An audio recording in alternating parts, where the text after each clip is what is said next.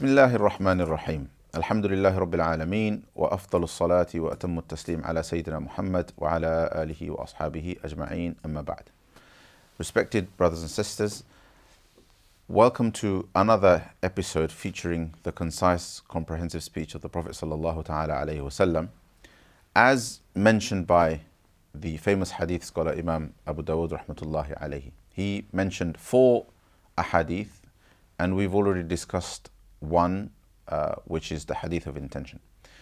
Today I want to discuss the second hadith that Imam Abu Dawud mentions. And these are, of course, comprehensive in the sense that they impact many, many different aspects of our lives. So for example, the hadith of intention that we spoke about in the last episode impacts almost everything that we do, right? Because everything in our lives is either devoid of intention, we either do it intentionally or without intention. And that becomes the basis of whether Allah subhanahu wa ta'ala rewards it as an act of worship, as an act of servitude to Him or not. And therefore it is a hadith that covers everything, right? And as such, Imam Abu Dawud mentions it as one of 4, and therefore it's if you like, it's a quarter of the deen. And in truth, it actually covers every aspect. The second hadith that Imam Abu Dawud mentions is the hadith min husni islam al-mar'i tarkuhu ma la ya'ni, that it is from the beauty, or you can translate it as it is from the perfection of a person's Islam that they give up that which does not concern them, right? Or you can simplify that translation and say they give up that which is unimportant, right? Now, this hadith,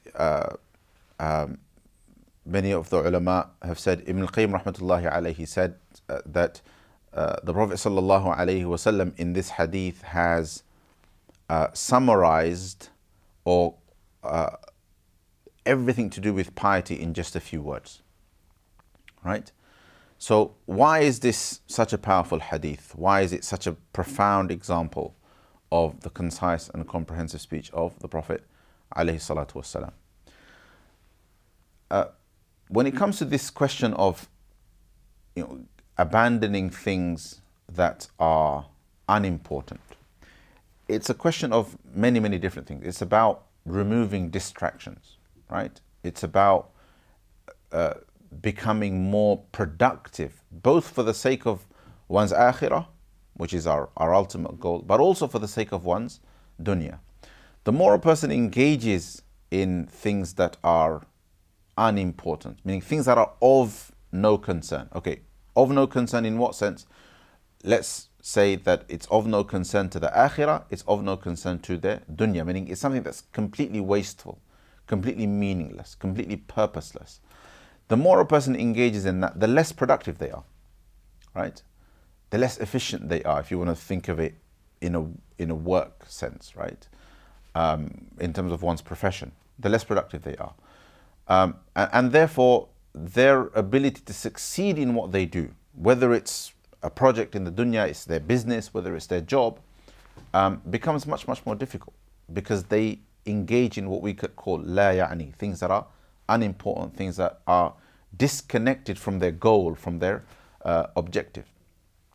Al-Hasan al-Basri rahmatullahi alayhi is reported to have said that a person who engages in things that are of no concern, right, in the la ya'ni, if you like, things that are of no concern, and I mean, he doesn't use this term, but what is inferred from that is a person, I mean, we all engage in a degree, some measure of unimportant things. But this is about, the more a person engages in things that are unimportant, the more it is a sign that Allah subhanahu wa ta'ala has withdrawn His assistance from that person. So the summary of what he says basically is engaging in things that are unimportant, engaging in things that are of no concern is a sign of Allah subhanahu wa ta'ala withdrawing His assistance from a person. And that's because gaining Allah subhanahu wa ta'ala's assistance is about success. It's about success in the things that gain us salvation in the hereafter. It's about success in the things that are important in the dunya for us. Allah subhanahu wa ta'ala tells us this when He says, whoever does good deeds, whether male or female, then we will give them a good life. Right? فَلَنُحْيِيَنَّهُ حَيَاةً طَيِّبَةً. And in the hereafter, وَلَنَجْزِيَنَّهُمْ أَحْسَنِ مَا كَانُوا يَعْمَلُونَ. In the hereafter they will receive an even more beautiful reward for what they did. Meaning that Allah subhanahu wa ta'ala wants us to have success both in the dunya as well as in the akhirah. And engaging in things that are unimportant, aimless, meaningless, ultimately is a sign that we have lost Allah subhanahu wa ta'ala's assistance for that purpose. An assistance which we constantly ask for. We constantly pray to Allah subhanahu wa ta'ala and we say, إِيَّاكَ نَعْبُدُ وَإِيَّاكَ نَسْتَعِينُ. We say, اللهم أعني على ذكرك وشكرك وحسن عبادتك. In prayer, with every Fatiha, we say, it is you alone that we worship and it is you alone we seek assistance from. After Salah, one of the du'as that is recommended is that, Allah, assist me, help me to remember you. Help me do your dhikr. أعني على ذكرك. Help me be grateful to you. وشكرك. And help me worship you in the best possible way. وحسن عبادتك. Meaning that we are constantly seeking Allah subhanahu wa ta'ala's assistance. And part of attaining that assistance is in our ability to be more efficient, to be less wasteful of our time and our energy. Now, right, so today we live in an age of distractions. So for us now, today, this hadith is probably more profound than before the television, before the computer, before the internet, before Netflix and all of these things. Increasingly in this day and age, we are being bombarded with things that really are meaningless, right? Meaning they're so meaningless that even if you went to work, right, and your boss caught you binging on Netflix instead of working, you'd get sacked, because they understand that this is affecting your productivity.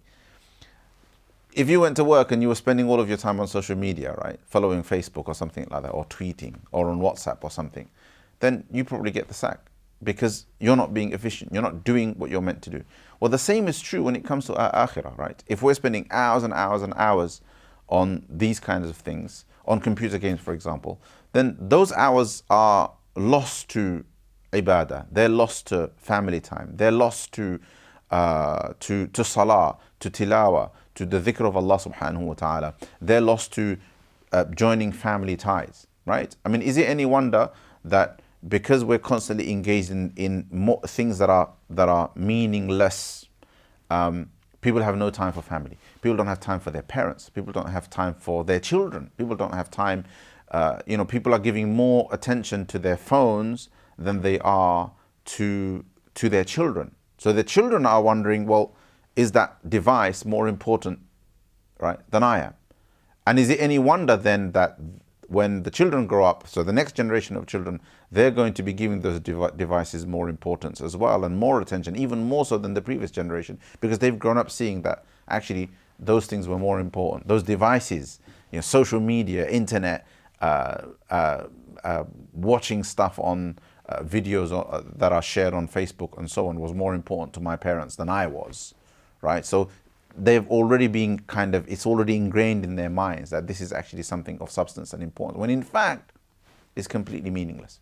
It's from what the Prophet ﷺ in this hadith describes as basically meaningless, right?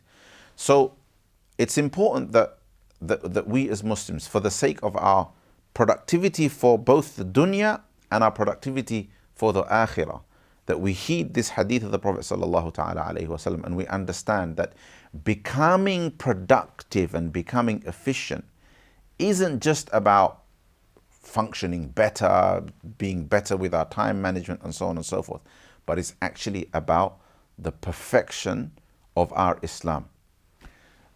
I mean, let's pay attention to the wording of the hadith again. من حسن إسلام المرء تركه ما لا يعني. It is from the perfection of a person's Islam, of a person's religion, to give up things that are meaningless. Now, by no means am I saying now that, you know, spend all of your time in things that are productive. Of course, I mean, I am saying that, and if you can do that, then fine. But it's about moderation. It's about balance. It's about making sure that we're not going too far with things that are meaningless. Sometimes maybe a person needs to switch off and relax and do something that's really, really mundane. All right? But we have to be very, very conscious, particularly in this day and age when distractions are everywhere, that we don't allow these things to consume our lives, so that when we reflect back on our last 24 hours or our last 14 or 15 hours that we were awake, we can't find any time that's spent on productive things. May Allah subhanahu wa ta'ala give us the tawfiq, inshallah ta'ala. Join me, inshallah, for the next episode when we'll be speaking about the third hadith featured in the concise and comprehensive speech of the Prophet sallallahu alaihi wasallam. Wassalamu alaikum wa rahmatullahi wa barakatuh.